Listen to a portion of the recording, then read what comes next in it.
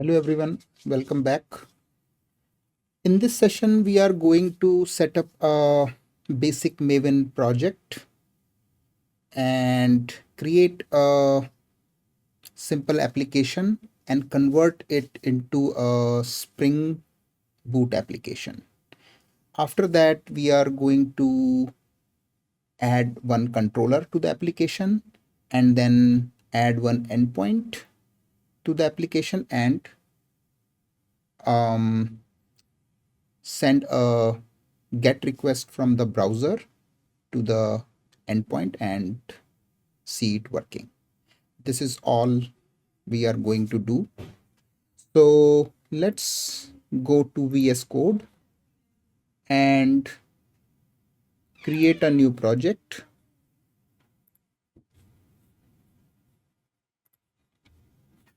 So what we are going to do is we are not going to select Maven. What we are going to do is we are going to select no build tools and manually add Maven and pom to the project. So we go to, so what we are going to do is create new Java project, no build tools. After that, it is asking for where to create the new project. So I selected D and this directory. You should create one directory which should be empty. Select the location. Now, for this series of lectures, what I'm going to do is I'm going to create a college application which will have a few services. So let's say a college application might have a student service, a course service, a enrollment service, and a teacher service, right? So to start with, let's say I want to create a college application. So I will say the project name is college.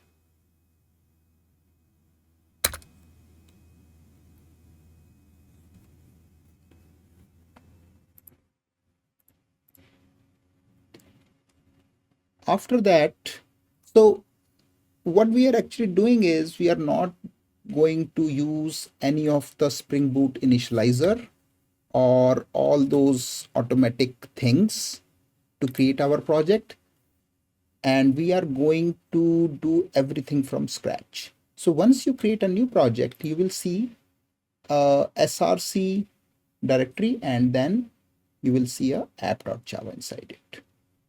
So the first thing we are going to do is we are going to create a project structure. So in the src, we will say new folder and name it main. Inside main, we say Java. So a Spring application looks for this hierarchy, src, main, and Java. So that's why we created this hierarchy. After that, let's say I go and want to create a new Java package. So either I can do a new Java package or I can keep doing what I was doing and creating folders one inside another. So, okay, let's say if we want to do this way. So I am going to name my package as com dot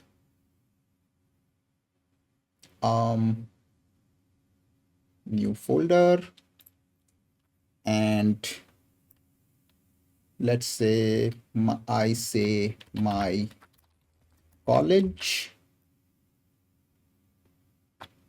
and or let's say I say this and new folder college. So let's say I created this namespace com.ncu.college. So your namespaces should start with com. Now, what I'm going to do is I'm going to drag this app.java inside college.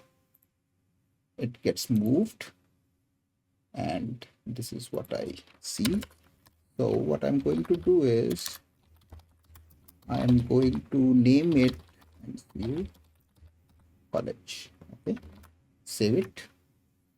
Now the next thing I'm going to do is right click on main and new folder and resources.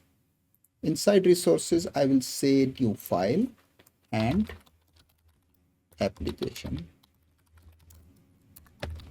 properties. Okay, so you need to remember that resources are going to reside inside main. Now what I'm going to do is I am going to copy a couple of settings. The first one is server.port, which means on which port this service is going to run. And the second is I'm going to name this service some name. So let's say I am creating a student service. So save it. So our properties files is done. So this is basically a configuration file where you will have all your configuration in this file. For instance, where your database is running, for a database, what kind of database you are using, and what kind of logging level you want. So as we go, we are going to add more properties to this file. Okay, next thing, what we are going to do is we are going to add a pom.xml to this application or a service. So I am going to go at the top level and I am going to create a new file which will be named pom.xml.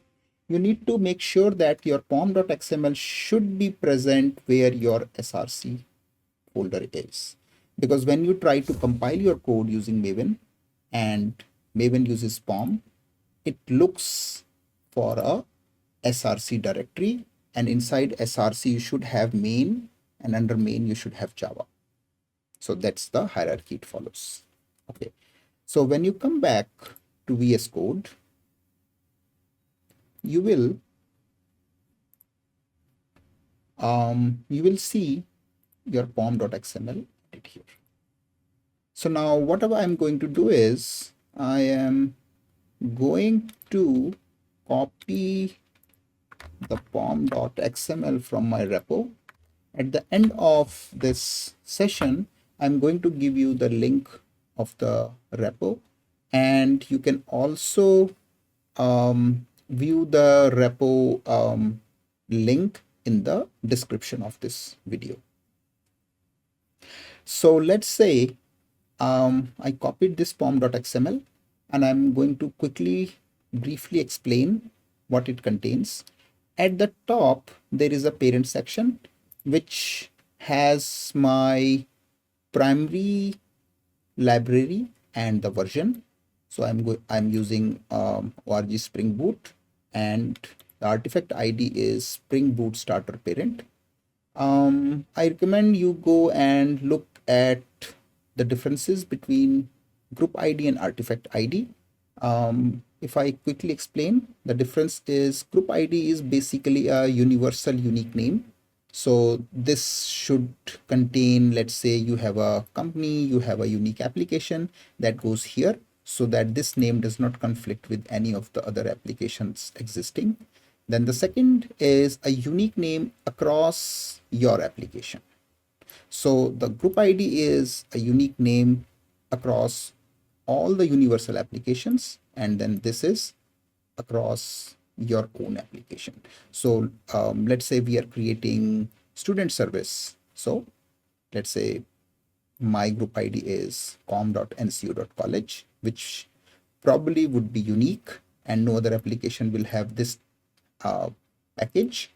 Then This will be unique across my application. So let's say I have student service here, then probably I will have a course service or a enrollment service. So I cannot have multiple student services inside my application, which is pom.xml college. Okay. Then there is a version, packaging is jar. After that, there are properties section, which tells that what is the source and target for the Maven and the Java version I'm using. After that, there is a dependencies section, what all dependencies I'm using. At this time, I'm using starter web, Spring Boot starter web. But as we go, we probably add more dependencies to this section. So this is a basic high-level hierarchy of a pom.xml. So the function of pom.xml is it maintains your dependencies, download the dependencies, resolve conflicts between versions, and then it helps compiling your source code. So save this. Okay. So this our pom is ready. The last thing which we need to do is go in app.java, because this is a basic console application. What we need to do is change this to a Spring Boot application. So I'm going to paste something here, save it.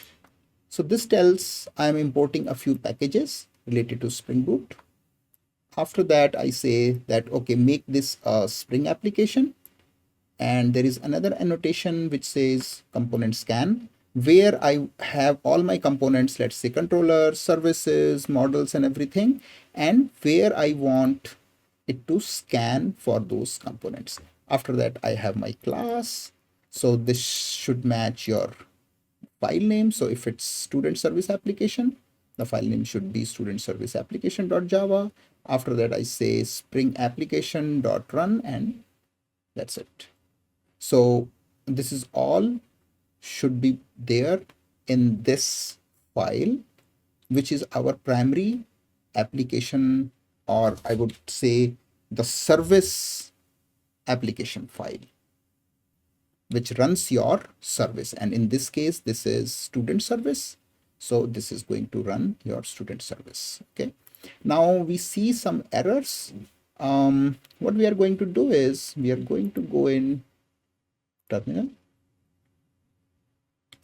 The first thing we do is try to reload the window so that some of the things which we manually did are reloaded by VS Code.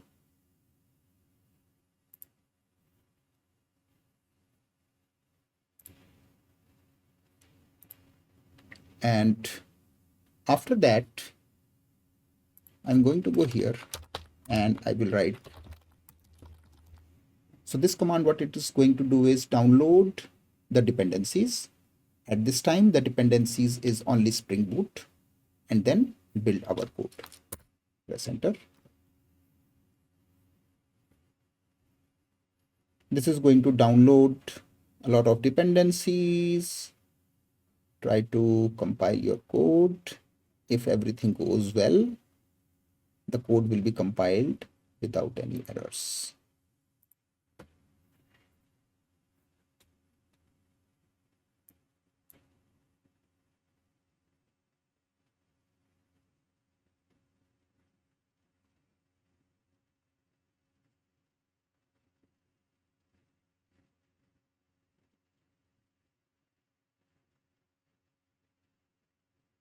Okay, this looks nice. Sometimes VS Code cache has something which thinks that there are errors in the code. What I'm going to do is delete it, and VS Code is going to rebuild its cache again. So I think this looks nice. What I'm going to do is run. So that's how you run your Spring Boot application. Press enter.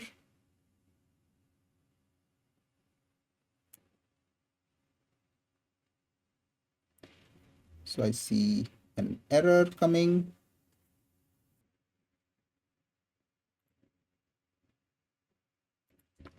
Okay, there is a spelling mistake I was doing.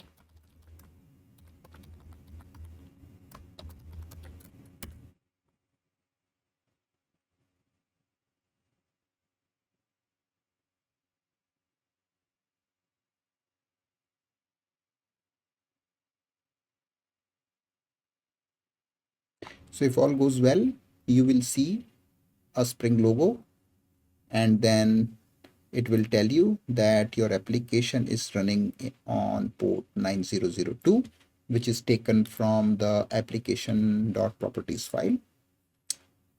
We are going to stop the application. At this time, our Spring application is enabled, and we see that we have created a Spring application and a Maven project from scratch.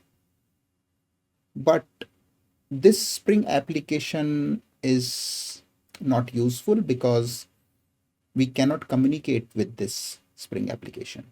So to communicate with this application, what we need is we need at least one endpoint so that any user can interact with this application. So now the next thing we are going to do is add a controller. Now you should know that all your components should reside inside college. So I'm going to right click and new folder, controller. Similarly, your services, so let's say services, your models, all should reside inside college. At this time, what we are going to do is we are just going to add one controller. So right click, new Java file, class, and what we say is student controller dot Java. I am going to copy some code here to make it faster. So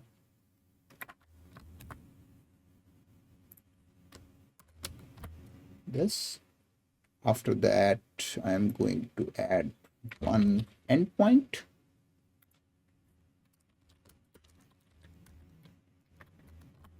Okay, let's see what's happening here. So what I did is I added an annotation called request mapping, which means my controller will map to this endpoint. So then my application is running on localhost port 9002. And when I add this endpoint, the full URL becomes http localhost colon 9002 slash students. Okay. And actually, this is the URL. Okay. After that, I created an endpoint which is a get mapping, which means this is a get request or a get rest request, and the path is slash all students. So then until students, which this student is coming from this one, and then I have a sub endpoint.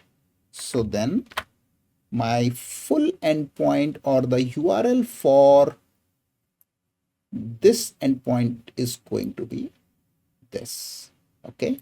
Now what it is doing, it is printing hello from student controller, and it is returning hello from student controller. Now at this time, we are going to make a request from the browser. So then the string will be returned to the browser, and browser is going to print this string. Save it. Another way to run the application is right click on your main application, service application file, and say run Java. If all goes well, your application should be running. Okay. Now we are going to go in a browser.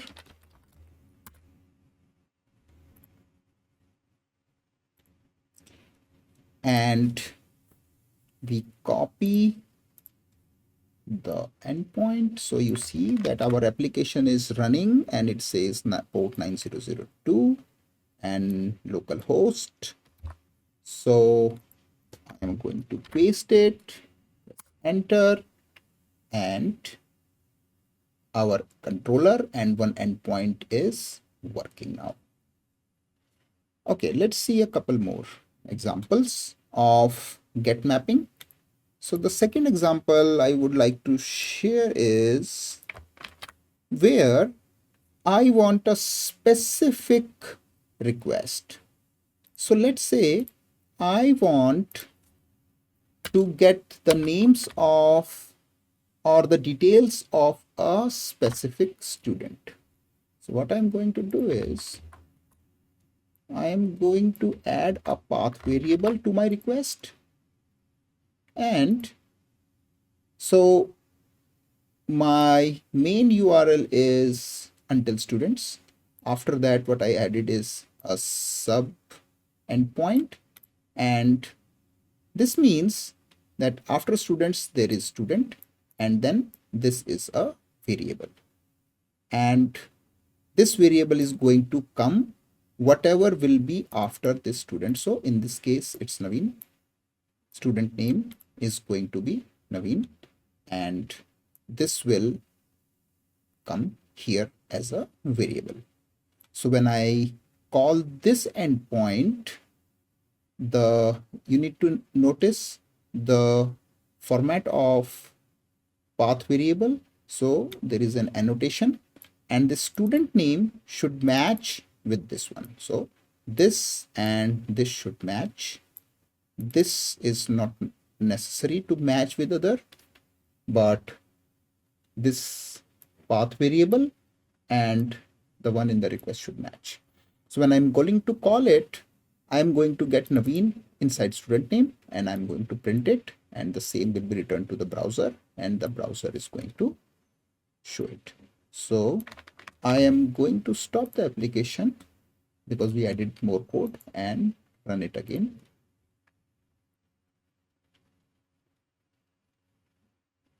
Okay, it's running. Let's go back to the browser. Enter. It says this. Let's say hello world. So I get hello world, right? Now let's see. So then let's say I send a roll number here. Let's say my roll number is, okay, I'm going to this. So let's say I want details of someone whose roll number is R101. So R101 will go here. I'm going to fetch the details of R101 and return it to the student, which we are going to do as we proceed with the lecture series. The third one, the third get mapping is this, where I have a request parameter.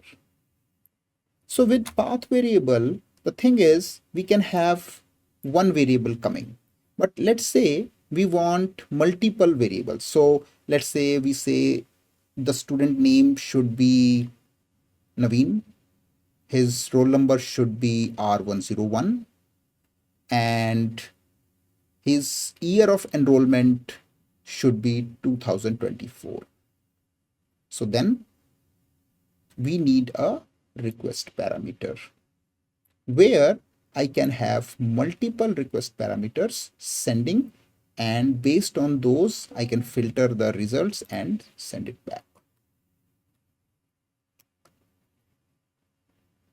So this is the format of that request: until students, after student, then there has to be a question mark, and which says student name is equal to some variable. So this student name should match with the request parameter, and whatever value we are going to give is going to come in student name. So if I run it, I'm going to stop and run again.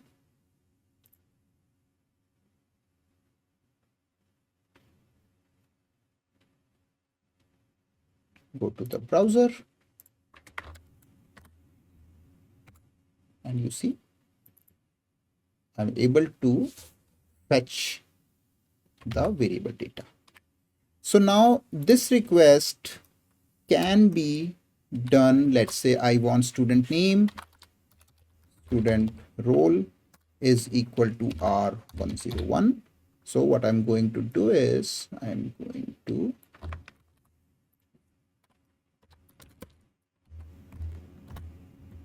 do this and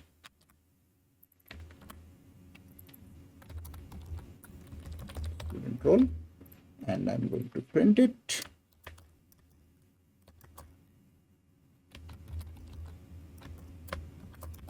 like this, and I will copy it, paste it. Okay.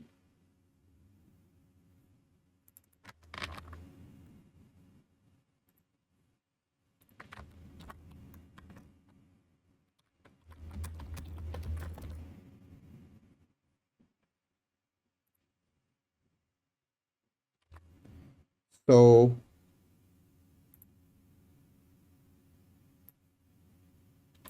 copy this URL, go here, paste it, and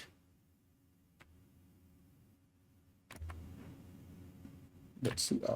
Okay, we need to restart because we did code changes. So run Java again, running, send the request. So you see Naveen and R101. So if I, let's say, change it,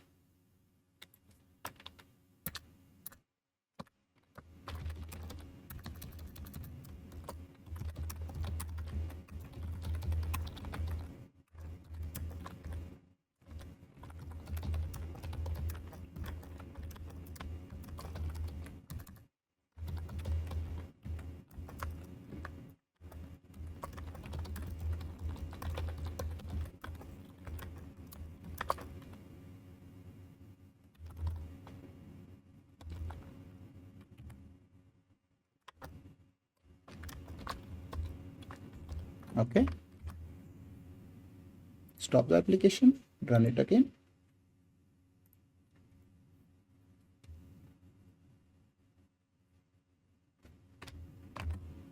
Request. Here is the student info for student name is equal to this and roll number R101. So if you have more, you can design another endpoint which takes more parameters and filter the values for the caller. So in this lecture, what we have learned is how to create a basic Maven application, create a Spring Boot application, add a controller, and add a few endpoints. So note that these are all get mapping endpoints, which means they are doing a get request. Later on, we are going to add more endpoints, which could be a post request or a delete request or a put request. And we are going to learn a lot of things as we go. For now, this is it.